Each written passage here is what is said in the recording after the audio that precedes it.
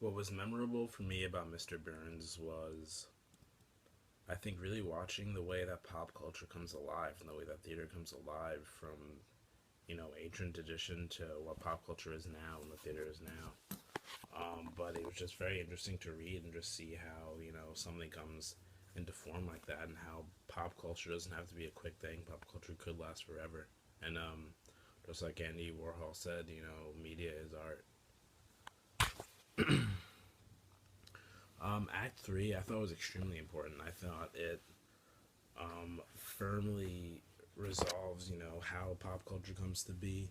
It starts out by all those people sitting by the campfire, discussing and writing the Simpsons episode, and in Act 3, they're wearing masks and the play is just really coming alive. They've worked on it and they've been doing it for a long time, and it's a centerpiece of what they do. And it's just developed.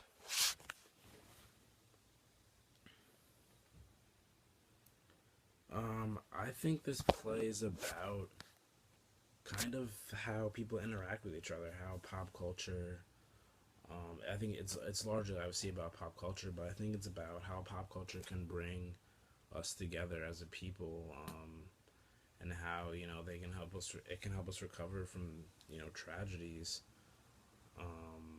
And you just like after a tragedy, you want to remember how everything used to be when it was good. And I think pop culture, especially in a situation like an apocalypse or some fictional situation like that, I think that the pop culture really helps do that and bring people together and unite them over how things used to be. We did watch Cape Fear in week one. Um, I don't think you'd have to watch Cape Fear. It didn't really, as far as informing my experience of Mr. Burns, it didn't really do that much. Um, Besides tell you what the episode was about, but I don't think you'd have to watch The Simpsons to get this play. I just think it's a really great play to understand. Um, what pop culture today will could penetrate through an apocalypse?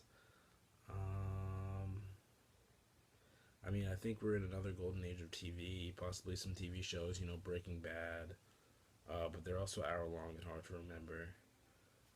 Game of Thrones, maybe cartoons. Family Guy, maybe kind of similar to The Simpsons. I don't know. I can't think of any right now, but definitely art and music. I think music will stay around forever, and art for sure.